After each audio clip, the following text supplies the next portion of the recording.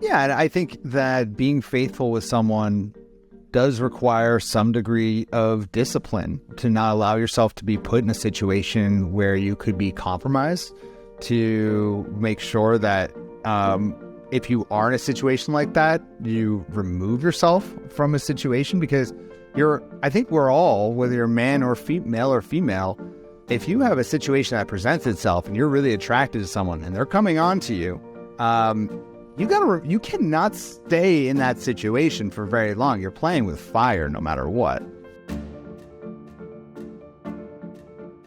All right, today we are going to be talking about why are celebrities always cheating and what can you learn from that. Gary, before we get into this, I need to tell you a deep confession. I am so bad when it comes to celebrities or famous people. So please don't ask me questions about any of these people. And while you're getting examples, I can tell you about Kanye West. That's pretty much it. That's all I know. But that is our topic today.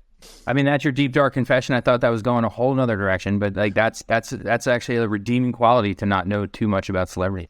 Well, maybe I'll share something else later in this podcast. I don't know. I'll be thinking about it. So why are celebrities always cheating, and what can we learn from this? What do you think? I have some thoughts on this as well, but I want to get your thoughts. Well, I mean, I think, the first thing you can learn is don't be famous. For the good of your relationship, don't get famous. Because Gary, I don't know if you know this, you're getting famous right now through this podcast. No, yes. I refuse to believe that. I refuse to believe it. You're infinitely more famous than me, so look out, pal. Dear God, no. But it's what happens when you start getting famous is things change in your world that you can't help. You have no control over, really. Once the cat's out of the bag, it just kind of takes on this life of its own. And all these factors start conspiring against your relationship. And one of the big ones is just your world of other potential partners just explodes. All of a sudden now, just because you're a little bit famous, maybe you have a little bit of money, a little bit of notoriety, more and more people are going to be willing to date you. And when there's more people willing to date you, there's just simply more opportunity to be unfaithful in your relationship. What if you're unattractive and famous? What do you think? I'm trying to think of a really... I think there's something about fame. I mean, there's some ugly... I mean, let's hope he doesn't watch this, but Jay-Z, he's ugly. Dude, Jay-Z's our number one subscriber, so I don't know. Sorry, Jay. Well, I'll look for that in the comments, and I'm sure it'll be well-versed, eloquent, and rhyming. It will be. It's really true, though. Now Jay-Z's got his hundreds problem. Way to go. Oh, so much.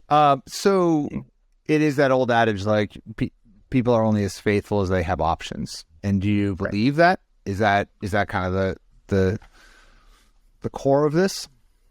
Yeah, I mean, there's basic science to that in terms of, the more opportunities you have, the more chances there are to be unfaithful. And I think it was an old Chris Rock bit, actually. It's everybody's a cheater. Most people don't have any options. And so, if you have no one who's willing to kind of be with you and be willing to have a relationship with you, it's super easy to be faithful, but it's really hard to be faithful when you have a lot of people kind of asking or, not just actively willing to date you, but actually coming after you. They're propositioning you a lot of times. And so it becomes very, very hard. Yeah, and I think that being faithful with someone does require some degree of discipline to not allow yourself to be put in a situation where you could be compromised, to make sure that if you are in a situation like that, you remove yourself from a situation, because I think we're all, whether you're male or female, if you have a situation that presents itself and you're really attracted to someone and they're coming on to you, you cannot stay in that situation for very long. You're playing with fire no matter what. Absolutely, right? I mean, there's that old saying, just because you're on a diet doesn't mean you can't look at the menu, right? And it's no, that's actually, why would you do that to yourself, right? If you're on a diet, you don't look at the menu, you don't go hanging out in bakeries, and you don't visit the buffet. You just don't do those things, right? So there's a little bit of discipline in both of those situations. And so you got to watch, putting yourself in those situations. Now, celebrities, it's even more heightened because, you take garden variety celebrity, like a Brad Pitt. He could walk into literally any room on the planet and just point to anybody and be like, I want you. And they're going to be like, cool. Right. Yeah. And so it's just so easy for celebrities of any kind. We won't just pick on him, but it's like for them to have access to all these fantastic partners. And I think that, like, even taking outside of celebrities, just on this idea of options, I'll always say, like, the types of guys to avoid, generally speaking, painting with a very broad stroke here, are men who are in the nightlife industry, who, like, let's say they're a bar manager or certainly a nightclub owner, even musicians in general, if they're traveling a lot. It's just they're going to be presented with situations where they're going to have to be extremely disciplined, extremely intentional, and cheating can happen with slip-ups, right? And if a guy is not being intentional about it, or a female is not being intentional about it, they can find themselves in that situation. So I don't know, what is, you said the science about, I would love to learn more about the science of cheating in general. I know this is kind of a specialty with you, at least breakups and cheating. So what can we learn from all this? Yeah, I mean, I've done some research on cheating, and you know, it's some of the basic things, like, you know, and something celebrities have a lot of is kind of like you said, a lot of opportunity, time away from home, other zip codes, or I mean, you're at hotels and you're not around all the people that might find out, right? So if you think you're not going to get caught, those situational types of factors make it less risky, right? And so some people don't do bad things because they don't want to do bad things, and some people don't do bad things because they're afraid of the punishment and the downsides, right? So if you start having time away from your home and friends and people that might know better for you, the consequences start not to be as strict, right? One of the things we know about cheating that's related to the relationship is that satisfaction doesn't necessarily relate to cheating as strictly as we think, right? It's like, so, and what I mean by that is, like, satisfaction and commitment, they're related, right? So generally, the more satisfied you are, the happier you are, the more you're committed to your relationship, but they're not perfectly related. So there's plenty of people that cheat when they're still quite satisfied in their relationship. And those people are usually our men, right? That tends to be a guy kind of thing to do, where, you know, you're still satisfied, but, you know, and we talked about this in one of the other podcasts, it's like guys separate sex and love and sex and relationships in a way that, you know, you can still be very satisfied in your relationship and still be willing to have a sexual affair with somebody else. Yeah. Yeah, I think in many ways, obviously that's a character flaw, the type of guy who will, I mean, there are some guys out there that I have known in my world, they're not friends of mine, but I've heard of these guys who are actively trying to cheat.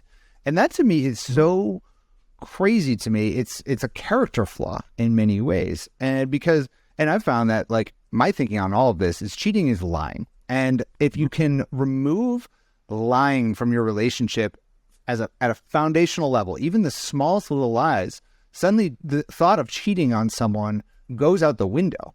If you commit yourself to never lying in the relationship, no matter what, no matter how hard it is, no matter how bad she wants you to tell her that dress looks beautiful and you got to tell her that dress, honey, isn't working on her, right? Like that, even those lies, suddenly now the idea of cheating is just, it's just not even a possibility. And I think that for those of you who have been cheated on, I think holding a really strong, being really strong about being with guys who don't lie, who are not even, you know, not even white lies. I'm talking any lies. You know, we want to avoid those types of men. I think that's a key component of all this.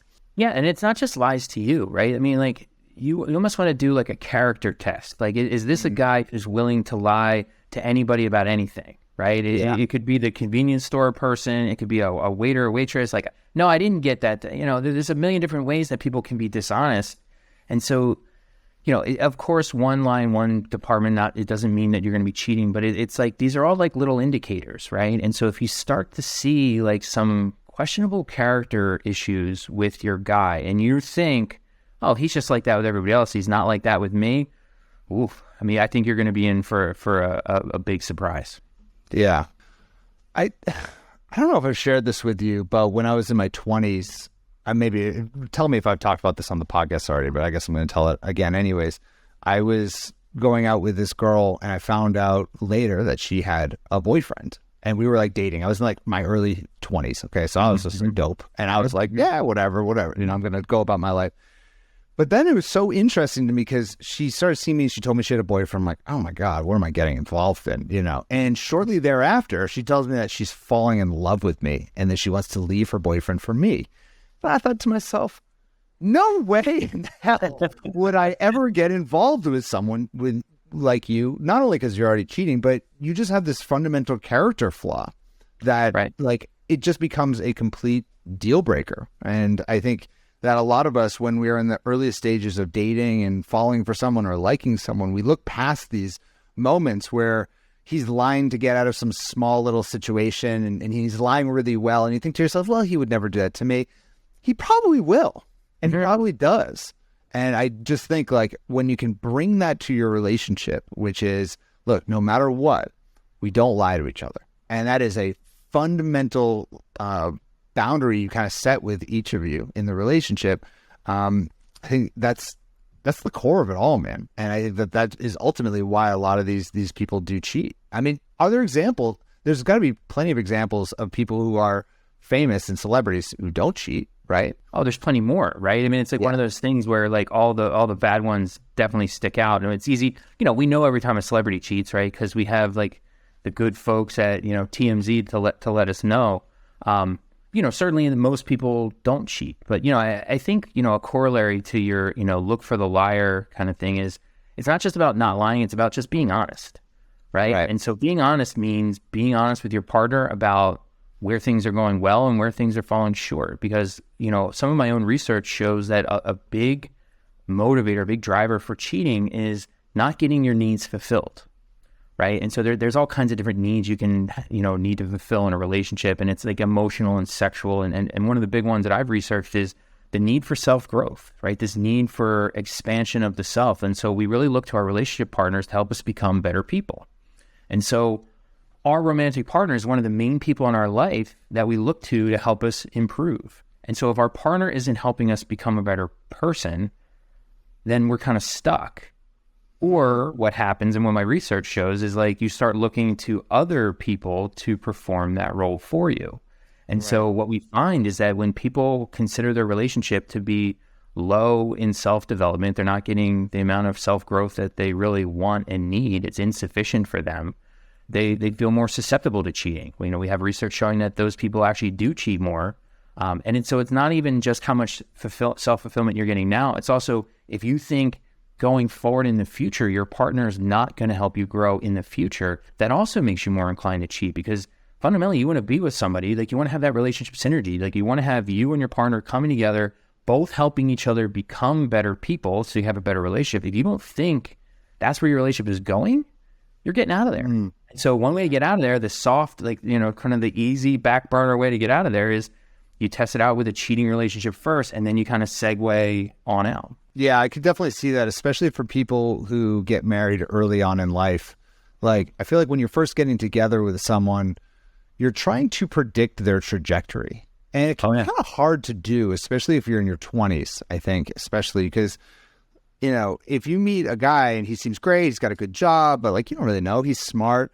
How are we going to project out what he's going to be like when you're 50, right? And he's 50. And let's say you're the type of person who's growing every single year and you're making things happen, but he's just not on that level. I could see how this massive disconnect starts to happen. In fact, I'm part of this business mastermind of other kind of coaches and people in the space that we're in the educational space. And a lot of these guys and women are very, very successful. And actually someone brought this up in the mastermind. They were like, I feel like the woman that I married, because I'm going through all this growth right now, is just not on the same level as me. And it was a tricky moment because it was like, this is not and everyone looked at me. I'm like, keep me out of this one. I'm like, I'm not commenting. We need Gary to come in as our relationship guy. But I'm sure that just happens a lot. And he was young, you know, he was like probably in his like late 20s or something like that. And he probably married early. And now he's seeing like, holy crap, my trajectory is this way. And her trajectory is not on that level. Yeah, I think it's especially difficult, when you're in your 20s and getting together early, because at that point you really don't know who you are, and that's still a work in progress, right? And so it's definitely going to be more difficult then, but I think it's also going to be difficult forever in some ways, because we're really bad at predicting the future. So we have a hard time kind of predicting our own trajectory, right? Like, I don't know about you, but like, you 5 years ago, would you have really predicted this is kind of who you are and what you'd be doing? And like, not at all. Did I have a purple wall behind me? No, I don't think. No, like you just, no, actually, I had a pink wall behind me back then. And so we're bad at kind of predicting the future. And so being able to predict our future with our partner going parallel with us alongside is tough. And so it's easy to start feeling those paths diverging, and it becoming problematic for having your needs fulfilled, which is why that honesty piece is so important. Don't you think, though, as well, when it comes to celebrities and people who just reach a certain level of fame, I feel like you get to a point where you just start to legitimately think you're better than everyone. And I have a feeling a lot of these celebrities go through that process where they're like, I don't need her. Like, oh my God, I'm now famous. I have all these people. Like, she's not on my level. And it's like, dude, she is on your level, man. You just like take a step down here. Do you feel like that's a part of this? Yeah, I think we call those people in psychology narcissists. Yes. Right? Like, it's like, and maybe, and this is what I was saying earlier about, kind of jokingly saying, well, don't become famous because a lot of things are going to be out of your control. You may not be a narcissist, but like the celebrity world, I feel like there's so many things, again, conspiring against you. They're going to help kind of inflate and promote that narcissism that might be latent inside of you, right? But we do know, the research shows that narcissists are more likely to cheat. People that have those dark triad traits are more likely to cheat. And so, do celebrities, are they narcissists and that's how they end up as celebrities, or does the celebrity make them more narcissistic? Frankly, for this, it doesn't really matter, right? But it's definitely something, so many of the people listening to this probably aren't dating celebrities, but, that's the kind of thing you can look for, right? So we've already talked about, not having enough self-fulfillment in your relationship, that's a problem. Available alternatives, that's a problem. This other thing is like looking for those narcissistic kinds of like, I'm the man, I'm the best, I'm on this great stuff. Like, you need to honor, like, you need to like bow down to me, and that partner always needs the spotlight kind of thing. That can be tough. Yeah, it can be tricky. I luckily haven't coached a lot of celebrities, only like a couple over the years, and some really successful people. But I do remember when I was on this horrible, horrible reality TV show called K Plus Date. And I don't know if you've ever seen that show, but don't watch it. It's with Kate Gosselin. She had 8 kids and was famous for whatever reason. And my job was to help her find love. I was a matchmaker on the show. And oh my God, that was me blowing up my brains on that show. But every date that we set her up on throughout this process, she just felt like she was better than every single one of them. Like, you don't even know this person. Who do you think you are? And a lot of it was me just honestly knocking her down a peg. And she did not like that. And it was not helpful at all. Narcissist, you not. Yeah. But can fame make you a narcissist? Is narcissism something that is within us, or can it be based on our environment that creates that narcissism? I think this is like one of those great, like, grand questions of life. Like, is it nature or nurture? Like, were you born a narcissist, or like, can it be cultivated? I mean, personally, I'm a social psychologist, right? So social psychologist, it's all about the power of the situation and the power of the context, right? The world around you. So the social psych perspective would be, however narcissistic you are, if you surround yourself with the right, or in this case, wrong people, right, and have the wrong kinds of experiences, you can become more narcissistic, even though you don't necessarily want to in some ways. Yeah. It can go the other way, right? I mean, it can also be, and this is why I said, maybe don't be famous to help your relationship, but like, the good news about that whole situation thing is like, the person you're born as isn't destiny. Like, you're not stuck as whoever you are. And so, as much as it seems like, oh my gosh, people can become more narcissistic by hanging out with the wrong people and having these experiences, that sounds horrible. Right. But then that just also tells you, well, hang out with the right people and have the better experiences, and you're going to be fine. Yeah. No, I agree with that. And I think the same with your partner. In some ways, like, I don't know, I am in no way, shape, or form famous, but when we first started dating Jess and I, like the YouTube channel was blowing up. It was doing really well. And sometimes we would like run into people who knew me, and I'd be like, have this big chest out and like being nice. She's like, dude, you're no big deal. And she'd like make fun of me. She still makes fun of me in front of people all the time. In some ways, like I kind of like that. I'm like, yeah, knock me down. Like if I'm saying big things or like and now I know kind of not to do that. I like it. It humbles you. And and I think that is also just kind of a part of all this. So I don't know, if you're dating a celebrity, maybe just knock them down a peg. What do you think? Yeah, well, I think that goes back to something you said earlier, which is there's a discipline to this, right? There's a discipline, commitment is a discipline. Commitment is a choice, right? And it's a commitment's a choice to your relationship that you make every single day. And so part of that discipline is if you're starting to feel like, oh, I'm a little bit too good for them, like, no, maybe your partner's not knocking down a peg, but like you can do that for yourself too. Like, you can be, humility is useful in many contexts, right? And I think the other piece, particularly, as relates to celebrities, they have a lot of alternatives. There's not a lot they can do about it. And, maybe you or your partner in your relationship has a lot of alternatives too, for whatever reason. But what we do... No options. Zero options. No options. But the thing is, like, even when there's a lot of options, it doesn't necessarily mean you have to act on those options. And what the research shows is people in highly committed relationships, right, that they're making that decision to be in that relationship every day, they have that discipline. What they do with those alternatives is something that the researchers call fancily derogating alternatives, which basically means you just find faults, right? Anybody that seems like a potential alternative, you find reasons why they're not a potential alternative.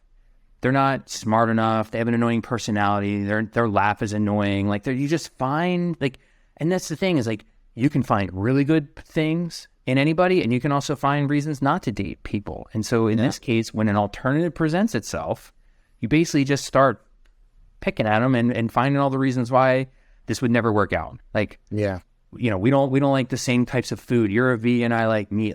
Whatever it happens to be, and you just like, oh, that's a deal breaker. Can't even consider it. Right. And I think that celebrities, to your point earlier as well, are the type who always want more. They're always pushing for more. Highly successful people, it's just related to that, tend to be like that. And it's tricky because women tend to be attracted to highly successful and motivated and financially well-off men. But at the same token, those are the types of people who are always looking for more and more and more. And so I will remind my clients who are looking for something more stable and they're looking for a man who will really lean into a committed relationship that they need to start looking outside of that archetype of a guy. Because there's just some guys out there who are always looking for the next best thing.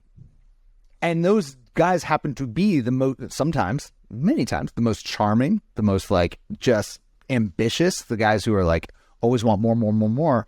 And those are the guys who will use you, abuse you, and not talk to you again. And so just got to be really cautious about those types of men and get really clear about what it is that you're looking for in a relationship as you're kind of getting out there and meeting people.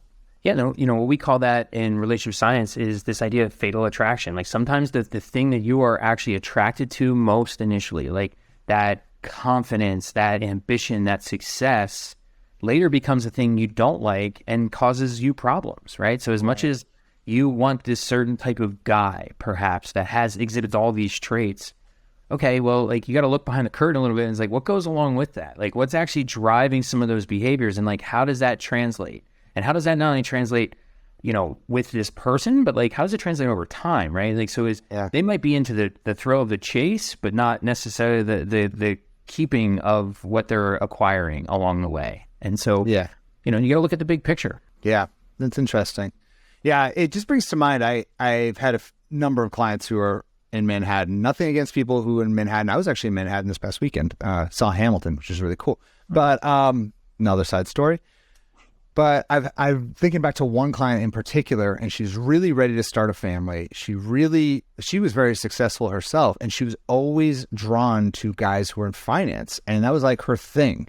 And she wanted to meet a guy who was in finance, but she also wanted to have a family, and she wanted to settle down, and she wanted a man who was always there and was really ready to be a dad. I'm just trying to speak to her rational side of her brain. I'm have you met a finance guy who doesn't work a lot of hours in New York City, who doesn't do a lot of cocaine and who is probably like it just doesn't.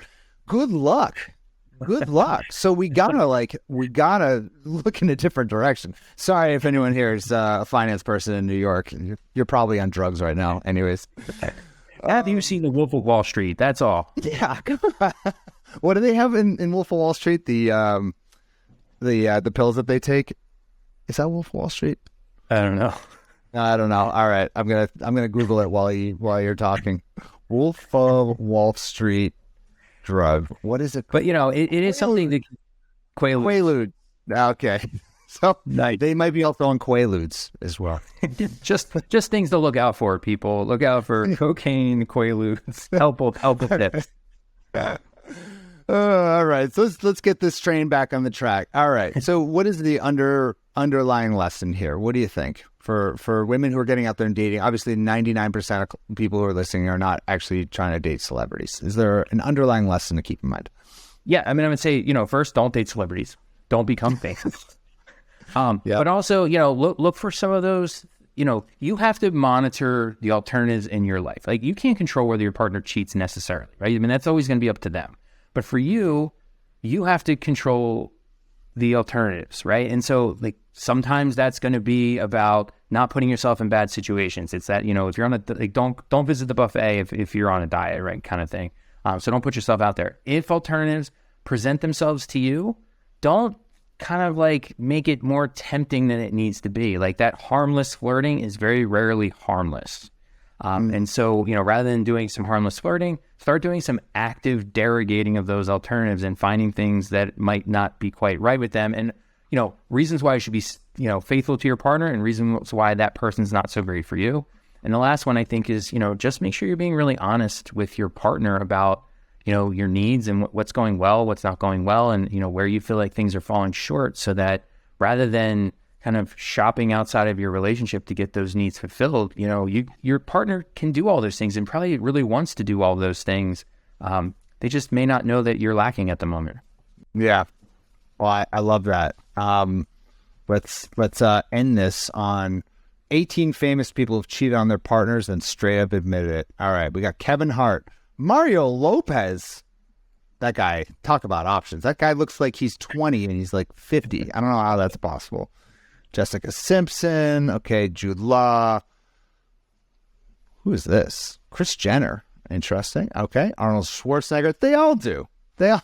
No, maybe they all don't. But, well, I don't know. This is me. Jay-Z.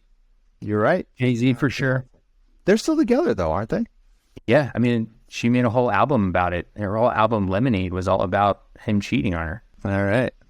Maybe. Well, that's very recently, like Adam Levine from Maroon 5 was sending, I don't know the whole deal. I don't get TMZ or anything, but it's like that was a big one lately. Like, Adam Levine was doing something he wasn't supposed to be doing.